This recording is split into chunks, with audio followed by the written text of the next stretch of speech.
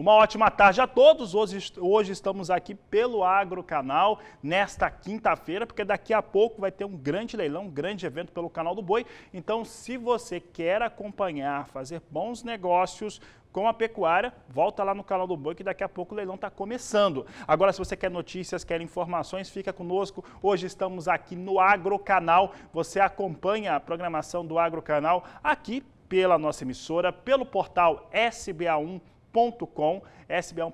notícias, informações, a transmissão do Agrocanal, também do Canal do Boi, tudo aquilo que você precisa saber e bons negócios sempre. Você também pode nos acompanhar pelo Facebook do Agrocanal e também as demais páginas que nos levam. É o Agrocanal hoje, vou pedir só para o pessoal corrigir, o pessoal acostumado a colocar Canal do Boi, hoje é no Agrocanal, então daqui a pouco o pessoal já vai conseguir publicar aqui o nosso programa e você nos acompanha sempre em sinal aberto pela TV Imaculada aqui no estado do Mato Grosso do Sul, que a partir deste momento está linkado conosco para levar informações e tudo aquilo que você precisa saber para o agronegócio e realizar bons negócios sempre. E eu começo essa edição do Agricultura BR falando sobre China. Isso porque nesta quinta-feira o Departamento de Alfândegas do país divulgou dados importantes em relação às suas importações. E me chamou muito a atenção os dados relacionados ao primeiro bimestre e ao que eles importaram de milho. Foram quase 5 milhões de toneladas, 4 milhões e 800 mil toneladas de milho que chegaram ao território chinês. Você vai acompanhar conosco enquanto eu falo a respeito de algumas coisas que estão acontecendo lá pela China que tem movimentado bastante o mercado. Mas antes, vamos focar aqui nessa notícia, porque olha só, o que chama a atenção aqui é esse grande volume de milho que foi importado pela China nesses 2 primeiros meses do ano. Foram 4 milhões e 800 mil toneladas. Como você pode observar, nós temos aqui uma alta de 400% frente ao mesmo período do ano passado, de acordo com o Departamento de Alfândegas da China, que trouxe esses números aqui para divulgação de maneira geral, para que se tornem públicos e principalmente em relação à demanda da China para esses produtos. Agora, o que isso tem a ver com o momento? A gente sempre começa falando sobre soja. A questão dessa demanda, pode colocar aí na informação, 4 milhões e 800 mil toneladas nesses 2 primeiros meses, ela está diretamente relacionada a uma oferta mais restrita do cereal dentro do território chinês e uma necessidade que há de compra mais forte de milho e de soja frente à China. E com isso, por lá, pasmem, eu estava lendo aí os noticiários internacionais, mas a China vai querer, e já teve uma orientação, para que os criadores, eles na formulação das dietas, das rações para os animais, suínos principalmente, mas suínos e frangos, eles reduzam a quantidade de soja e também de milho nos componentes e passem a integrar outros elementos. Eu estava lendo o comentário internacional de uma das analistas da Stonex, não aqui da equipe do Brasil, Stonex Internacional, e ela fez um comentário muito inteligente, no qual ele diz o seguinte: a China pode até querer reduzir as suas aquisições de milho e soja, mudando a dieta. Ocorre que é praticamente impossível você ter outros produtos em preços competitivos para conseguir substituir esses dois, o cereal e a oleaginosa. E os países que o produzem, eles estão totalmente articulados para fazerem esses produtos. De novo, vou repetir o nome: soja e milho. Não só na questão da produção, mas também de toda a infraestrutura logística. Foi o comentário da analista da Stonex Internacional, que eu achei inteligentíssimo e que pontua muito bem por que não vai dar certo essa história lá na China. Sigo o programa falando a respeito dos números apresentados pelo Departamento de Agricultura dos Estados Unidos na manhã desta quinta-feira. Como tradicionalmente ocorre, eles divulgaram seu relatório de vendas e exportações e você acompanha comigo agora a movimentação desse relatório. Nós temos aqui os números em relação ao que foi vendido de 202.400 toneladas. Na safra, 60.630.000 toneladas de soja foram vendidos pelos norte-americanos. As vendas vêm muito mais lentas, é uma situação normal para essa época do ano, quando a demanda está toda no Brasil. Brasil, como eu trazia ontem, no Agricultura BR, pode até exportar nesse mês de março até 16 milhões de toneladas. Neste momento, nós estamos aí com uma exportação que vai embarcando aí um grande volume aqui no Brasil, porque toda a demanda está sobre a ótica brasileira, então não está nos Estados Unidos. De qualquer maneira, os norte-americanos aí, considerando os cancelamentos, tiveram esse volume que está na tela, estão muito próximos a bater a meta de exportação de 61.240.000 toneladas, como você acompanha aqui no Agricultura BR, que segue trazendo pontuações importantes para o mercado. Para você que opera em mercado, você acompanha comigo agora como é que vem o dólar comercial. Nós temos o dólar já sobre, soja em Chicago antes, soja em Chicago vindo agora com uma leve queda. O pessoal da produção nossa aqui já acabou de me corrigir. Soja em Chicago neste momento vindo com 2 pontos de queda no mais curto prazo. Agora me chamava a atenção soja em Chicago, que vinha com mais de 70 mil contratos negociados em maio, vindo a $14,15 mais 2 o bushel. Julho, $14 mais 2 o bushel. Agosto, $13,53 mais 6. E a posição de setembro, perdendo um pouco mais, $12,72 por bushel. São os negócios que nós trazemos com soja na Bolsa de Chicago. Falar agora de dólar, eu estava bem ansioso para falar de dólar, na verdade, essa pontuação. Nós tivemos, nessa última quarta-feira, como era esperado, uma correção no Comitê de Política Monetária Nacional para a taxa básica de juros, a Selic. A Selic mudou e ela subiu, e isso deve trazer influências importantes para o mercado. A primeira delas, a gente comentava isso nas últimas edições, os telespectadores estavam questionando, existe essa situação aqui. Olha só, dólar caindo, 0,83% de queda neste momento, a R$ 5,54. Nós temos uma previsão em relação a essa taxa nova Selic e principalmente da atuação do Banco Central de tentar controlar a inflação e o dólar. Esses são os grandes motivos. Entretanto, há uma necessidade de ter maiores investimentos, geração de emprego, geração de renda, e a situação toda vem muito impactada, que a economia não consegue caminhar com o Covid da maneira como ele vem ocorrendo neste momento. Você vai acompanhar comigo agora, eu vou conversar com o Walter Pulga Júnior, para saber desses efeitos que nós tivemos.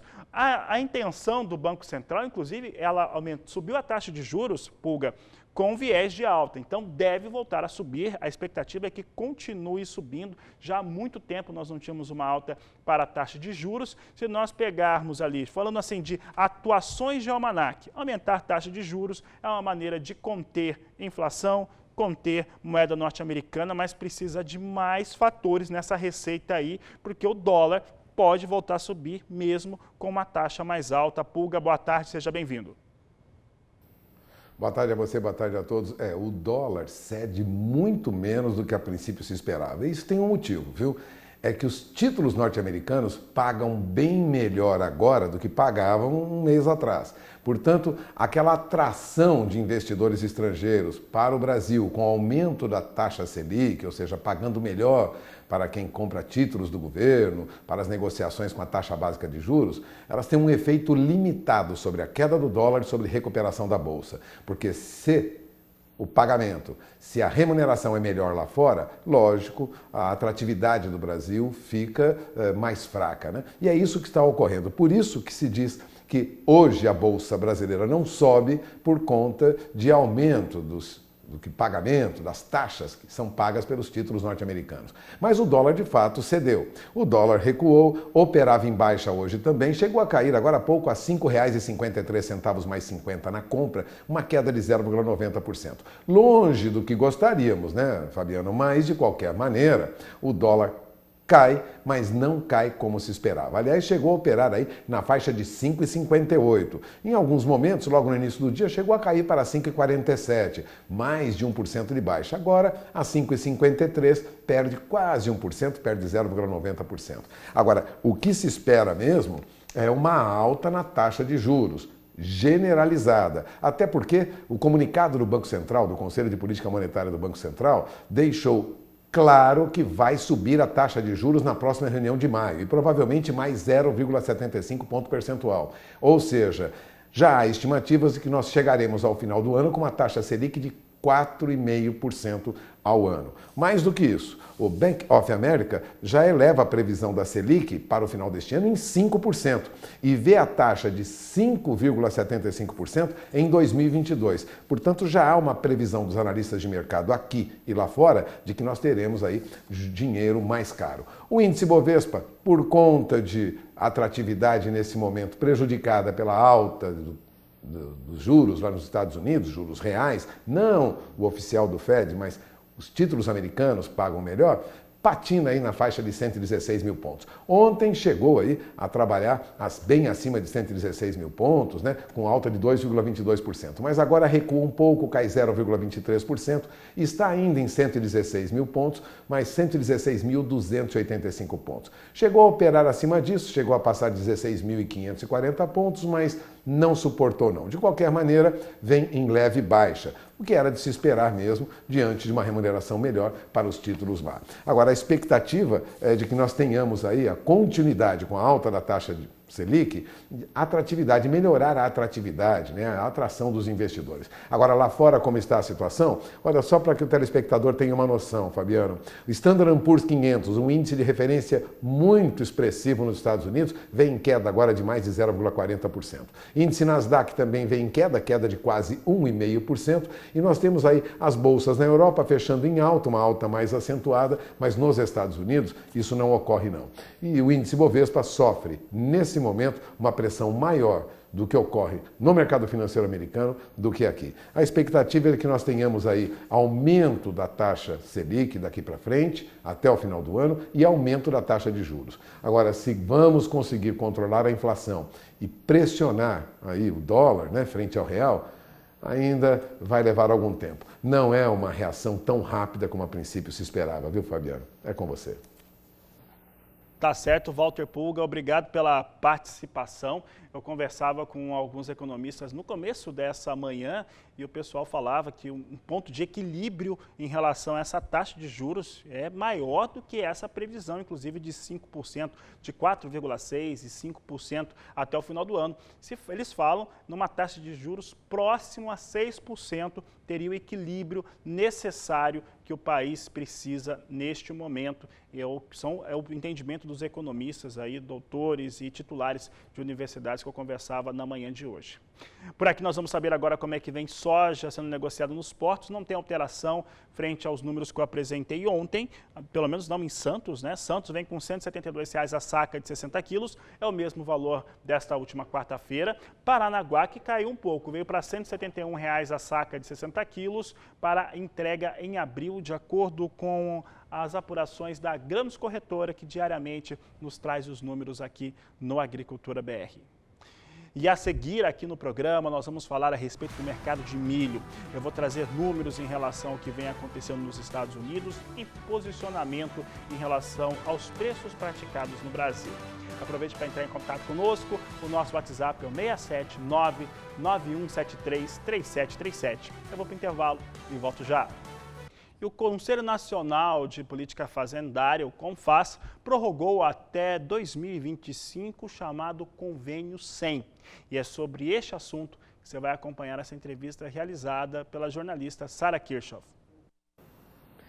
Isso mesmo, eu vou conversar com o senhor Carlos Florenci, que está conosco pela internet, para falar sobre essa decisão, um aumento de 1% a partir do ano que vem nos fertilizantes. Seu Carlos, um prazer falar com você, seja bem-vindo ao canal do Boi. Eu queria que você comentasse como que o setor está vendo esse aumento gradativo a partir de 2022. Como nós temos conversado e temos levado, inclusive, para outras fontes, e foi, inclusive, para as autoridades, no próprio CONFAS, E dentro da mesma ótica que a CNA, a ProSoja e os outros órgãos ligados aí, a preocupação é esse aumento do custo de fertilizantes. Você pega, hoje o Brasil importa 85% de fertilizantes. Quer dizer, você não tem uma produção nacional, tá certo? E mesmo a produção nacional também vai pagar isso daí. Você, apesar de ser somente 15% do atendimento da demanda, você vai pagar sobre o total agora do fertilizante. Então, nós sempre nos colocamos, há muitos anos, sempre nos colocamos contra essa medida. Certo? E esse aumento começa agora com 1% e ele vai numa escalada até 4% em 2025. É um valor importante para a agricultura nacional. Fertilizantes é, sem dúvida, o insumo mais significativo dentro da agricultura, né? Exatamente essa pergunta que eu ia te fazer. Quanto que representa hoje, no orçamento do produtor, o preço dos fertilizantes? Olha, depende de cada lavoura o consumo de fertilizantes, mas em média, em função de pegando todas as lavouras aí, fertilizantes representa cerca de 20% das despesas da agricultura hoje no Brasil. Tá? Você tem lavouras que gastam muito mais, tem outras que gastam menos, mas a média é isso daí, é 20%. E você acredita que essa decisão tem a esperança do setor que ela seja revertida ainda? Como que está isso na visão de vocês? Olha, é difícil nós sabemos. Quer dizer, ela foi prorrogada pelo CONFAS até 2025. O que nós temos que ver agora, nós estamos no processo da reforma agrária.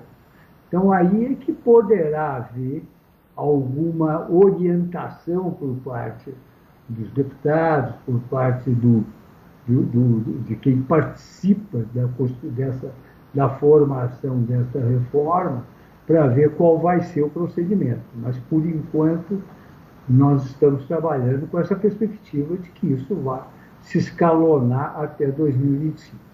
E qual que seria hoje a principal carência do Brasil nesse setor de insumos? Olha, o Brasil como eu lhe falei, o Brasil é importador de 85% de todos os nutrientes. Agora, alguns destacadamente. Você pega no caso de potássio, o Brasil importa 98% das suas necessidades. Você tem uma mina somente lá no Amazonas que não progrediu, está lá aguardando investimentos, não quero entrar no mérito da mina, mas por enquanto é só um projeto, certo? E que daqui a 10 anos, se esse projeto maturar, ele produziria 1.200.000 toneladas, quando o Brasil consome 12 milhões de toneladas. Você tem uma mina que está em Sergipe e que ela está em fase de extinção, é uma mina que já está terminando, produzia 800.000 toneladas, hoje produz cerca de 400.000 toneladas e mais um pouco vai terminar essa mina, não haverá possibilidade mais de trabalho.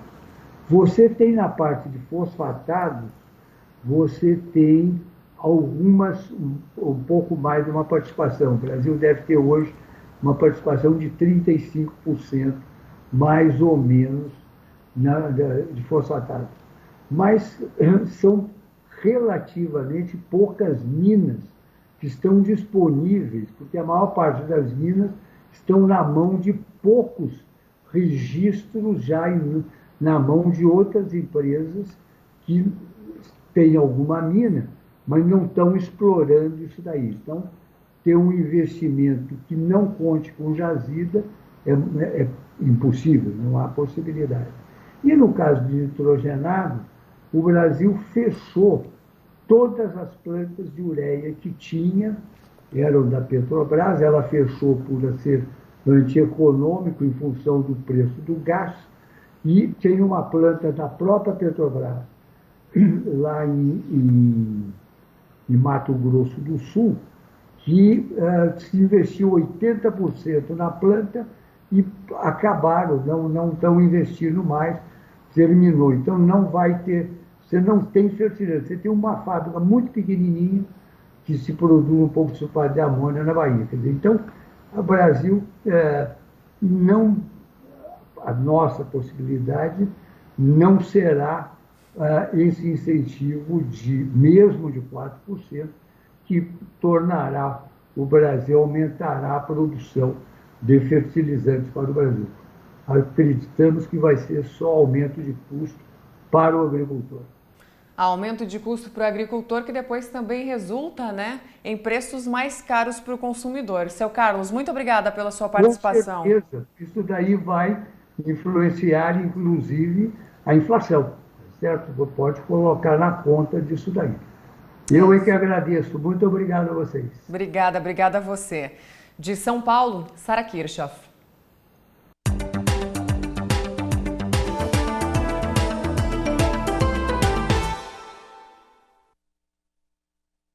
Em levantamento feito pela equipe da Agricultura BR durante essa semana, todos os estados produtores e os principais consumidores de milho do Brasil tiveram elevações nos valores, com o pico de preços, ou pico de alta, melhor dizendo, em São Paulo, Campinas, registrando uma alta acumulada nos últimos 30 dias de 14%. O estado do Rio Grande do Sul é o único que apresentou um recuo nas cotações, mas ainda assim elas permanecem em alta e devem continuar em elevação, é o que garante o economista-chefe da Federação da Agricultura do Estado. Você vai saber mais a respeito do milho, do preço, lá no Rio Grande do Sul, agora na reportagem de Viviane Lara. Com mais de 50% da área do milho colhida aqui no estado, o que o produtor quer saber é se o preço vai se manter. Para tirar essa dúvida, a gente vai conversar agora com o economista da Farsul, Antônio da Luz. Antônio, esse cenário deve permanecer até o fim da colheita do milho? Nós acreditamos em preços bastante firmes para o milho ao longo desse ano. Também a queda na taxa de câmbio que aconteceu nessas últimas semanas contribuiu para que o preço do milho também tivesse um ajuste, mas a tendência é sim o preço do milho continuar firme e crescente à medida que a entre-safra vai se tornando mais próxima. Agora, Antônio, no momento, uma das principais preocupações aí das entidades e também da Farsul é em relação à falta do produto no mercado, principalmente para os setores de carnes que dependem do milho para a produção. Inclusive, a Farsul está desenvolvendo um estudo para melhor aproveitar as culturas de inverno na alimentação animal. O que mais nos preocupa com o milho não é nem o preço, mas sua escassez, em razão da necessidade de outras cadeias agropecuárias funcionarem, que é o caso do leite, que é o caso do suíno, que é o caso das aves e também da bovinocultura de corte, quando esta utiliza o milho como base de ração para terminação, para semi-confinamento e coisa do tipo. Isso nos traz bastante, semi-confinamento no sul, confinamento em outros estados. Isso nos traz preocupação, porque é um insumo que valorou bastante e que, se é bom para os produtores de milho, preocupa aqueles para quem o milho é insumo de produção. Então, por conta justamente disso que a Farsul vem junto com a BPA e com a Embrapa estudando alternativas ao milho como ração, utilizando melhor a nossa safra de inverno para justamente produzir energia que possa ser não substituta, mas complementar a nossa produção de milho. Obrigada pelas suas informações e participação aqui no canal do Boi. De Cruz Alta, Rio Grande do Sul, Viviane Lara. E o Agricultura BR traz em destaque agora o mercado do milho. Isso porque os Estados Unidos, no seu relatório de vendas e exportações, tradicionalmente apresentado nas manhãs de quintas-feiras, apresentou comercialização total, já considerando os descontos, que foram muitos, quase 1 milhão de toneladas em desconto, de 985 mil toneladas de milho. É o que a Agricultura BR mostra para você agora. Você acompanha comigo os dados de venda semanal na semana encerrada no dia 11 de março. Veja só que o volume total é de 985.890 toneladas, quase 986 mil, já considerando esse cancelamento de pouco mais de 1 milhão de toneladas. Na safra, os norte-americanos venderam 60 milhões e 500 mil toneladas do cereal, de acordo com o relatório de vendas e exportações do Departamento de Agricultura norte-americano. É o que a Agricultura BR traz para você.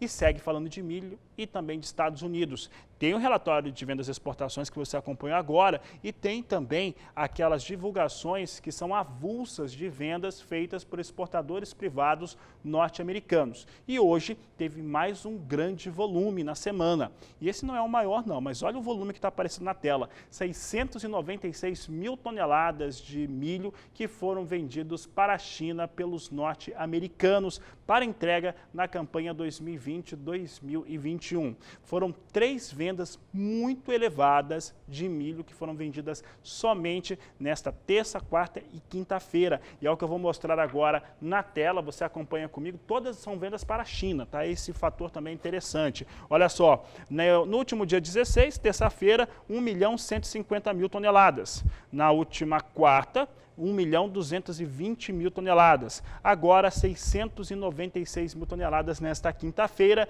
de milho vendido dos Estados Unidos para a China para entrega na safra atual, totalizando 3.060.000 toneladas de milho. É muito milho vendido nessa semana. Só para você ter uma ideia, em janeiro e fevereiro, os chineses importaram 4.800.000 toneladas de milho e esse número para o primeiro bimestre já representa uma alta de 400%. E olha o que eles já compraram somente nesta semana.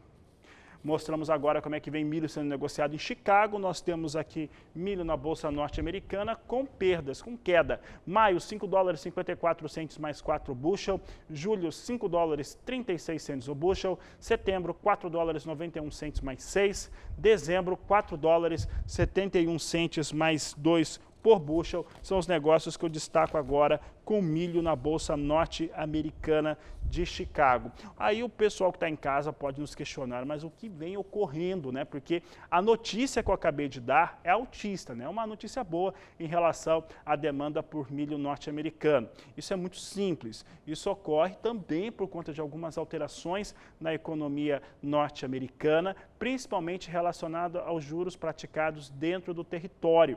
Isso faz com que parte dos investidores, e aí você tem muitos fundos de investimentos que acabam atuando sobre as commodities agrícolas, operem também em outros mercados. Então, fazem as realizações de lucros sobre milho, é um dos fatores que explicam essa queda no dia de hoje, e fazem investimento em outros setores, é o que a Agricultura BR destaca para você. Falamos agora das exportações do agronegócio durante o mês de fevereiro, que totalizaram 6 bilhões e 500 milhões de dólares. Nós destacávamos que nós temos aí a soja como principal produto durante essa semana e falávamos que a carne de frango foi o segundo produto principal aí dentro do catálogo das exportações do agro. E quem fala sobre o assunto agora é a jornalista Berenice Leite. A alta foi de 2,8% em relação a fevereiro de 2020. As exportações somaram 6 bilhões e meio de dólares, segundo a Confederação da Agricultura e Pecuária do Brasil, que analisou os dados do Ministério da Economia. O superávit no mês passado foi de 5,2 bilhões de dólares. E no acumulado de janeiro e fevereiro, as vendas externas atingiram 12,1 bilhões. O principal produto da pauta exportadora do agronegócio brasileiro em fevereiro foi a soja em grãos, com participação de 17,5% na receita total. Porém, houve uma queda de mais de 33% em relação ao mesmo mês do ano passado, reflexo do atraso na colheita, em razão do excesso de chuvas, que acabou atrapalhando embarques no mês de fevereiro. Os produtos que tiveram aumentos mais expressivos nas exportações em fevereiro, em comparação com o mesmo período do ano passado, e apresentaram crescimento na receita, foram o milho, com aumento de 158%, o açúcar refinado, 95% a mais, e o farelo de soja, que registrou elevação de 82%. O levantamento feito pela CNA mostra ainda que a alta do dólar no mês passado beneficiou o exportador brasileiro. Se por um lado esses produtos aumentaram suas vendas, por outro lado, o nosso carro-chefe da pauta exportadora, a soja em grãos, apresentou queda expressiva. Em fevereiro foi vendido 33% a menos do que foi vendido em fevereiro do ano passado. Isso representa cerca de 560 milhões de dólares. Só a China comprou a menos 447 milhões se comparado com o mesmo mês do ano passado.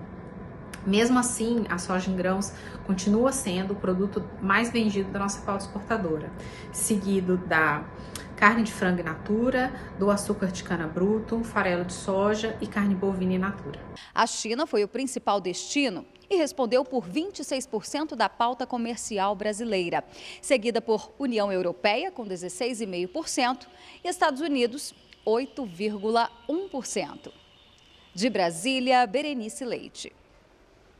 Falamos agora a respeito do mercado do café e vamos começar falando a respeito de um trabalho que está sendo feito com pesquisadores. Envolve iniciativa privada, envolve também grandes centros de pesquisa para fazer o sequenciamento genômico do café arábica. É o que você vai conhecer agora nesta reportagem de Mauro Andrade.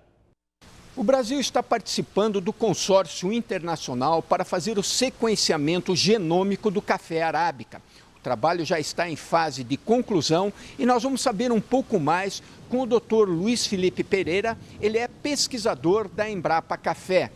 Nós fomos convidados a participar de uma iniciativa internacional, né, que envolve institutos de vários países, né, que é coordenado pelo Instituto de Pesquisa e Desenvolvimento da França, o IRD, e pela Nestlé.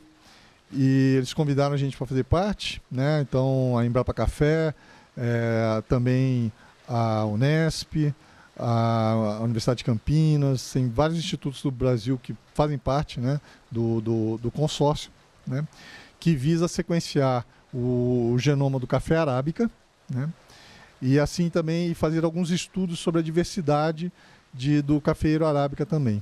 Nós estamos finalizando o projeto, nós devemos fazer a publicação dos resultados ainda esse ano e todos os dados do projeto também vão ficar disponíveis para todo mundo que queira trabalhar com a parte de pesquisa de café. O resultado prático do trabalho de pesquisa do sequenciamento genômico do café está na identificação de genes ligados à qualidade da bebida ou à resistência a doenças, acelerando o trabalho do melhoramento genético. Quando você está trabalhando com a parte genômica e a parte do DNA, você pode já numa fase inicial de desenvolvimento da planta identificar os polimorfismos, ou seja, as variações no DNA que vão dar aquela característica que você quer na planta. Então a planta germinou, você pode fazer uma análise de DNA nela e já saber se ela vai ser ou não resistente a uma determinada doença. Isso vai economizar muito tempo, né? E também recursos, né? Porque você não precisa, você pode já separar, descartar aquelas plantas que não vão ser resistentes, ficar só com aquelas resistentes e continuar o melhoramento dali para frente. Então isso realmente facilita muito o trabalho dos melhoristas. Do Instituto de Desenvolvimento Rural do Paraná, Mauro Andrade. Muito interessante esse mapeamento genômico para o arábica. Por aqui nós seguimos falando de arábica, mas agora de mercado, começando pelo mercado futuro. Vamos saber como é que vem os negócios na plataforma Ice Futures, na Bolsa de Nova York. Nós temos aqui queda para Nova York, para o arábica, mas ainda assim próximo a $1,33 o mais curto prazo, vindo a $1,32 mais 85 a libra peso. Julho, $1,34 mais 80. Setembro, $1,36 mais 70 por libra peso. Dezembro, $1,38 mais 75 a libra peso. Setembro e dezembro aí com negócios acima de 1,35, muito próximo a 1,40, referência importante para as negociações do café do Brasil.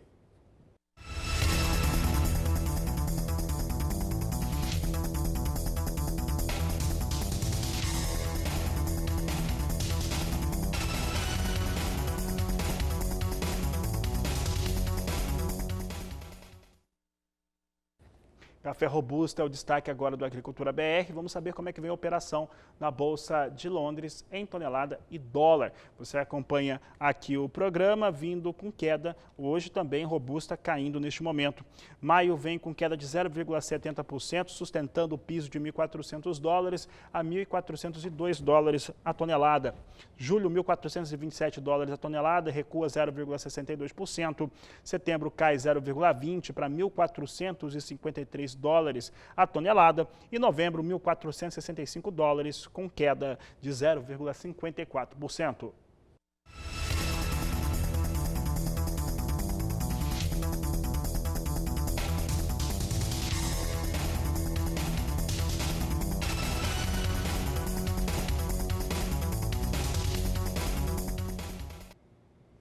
E aquicultores de todo o Brasil têm até o final deste mês para levarem e declararem os seus relatórios de operação no ano de 2020. Quem fala sobre este assunto é o repórter Gustavo D'Angelo.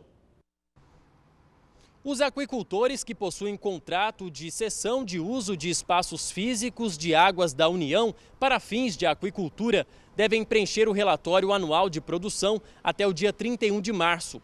O documento é uma exigência estabelecida no contrato de concessão junto à Secretaria de Coordenação e Governança do Patrimônio da União. Aqui em São Paulo, o Instituto de Pesca da Secretaria de Agricultura atua como parceiro dos órgãos federais nos esforços de conscientização dos produtores. O relatório visa controlar o cumprimento das cláusulas do contrato, como, por exemplo, relacionada à outorga na Agência Nacional de Águas e Saneamento Básico, que limita a área para a produção e a quantidade de pescado produzida, além de fornecer informações que se convertem em um importante instrumento de gestão dos reservatórios, com dados que embasam pesquisas e políticas públicas, trazendo retorno para o próprio setor produtivo. Os piscicultores e maricultores cessionários que não cumprirem a determinação estão sujeitos à rescisão do contrato. O preenchimento do questionário é online e deve ser feito através do site gov.br/agricultura. Por aqui eu vou trazendo as informações finais dessa edição do Agricultura BR e agora voltando a abordar a soja na Bolsa de Chicago. Vamos saber como é que vem as operações neste momento por lá. Nós temos uma queda maior nas posições mais alongadas. Veja aqui que a posição de maio agora vai perdendo 0,4%, negociada a $14,11 mais 6 o bushel. A posição de julho perde o piso de $14, vindo para $13,98 por bushel. Já as demais posições, agosto e setembro, perdem bem mais. Agosto vindo para $13,51 mais 4 bushel e setembro $12,70 mais 4 por bushel são as posições com soja negociada na Bolsa de Chicago neste momento. Veja comigo como é que vem o dólar. Dólar comercial agora na tela a R$ 5,53 mais 9. Dólar vai seguindo perdendo aí 0,85%.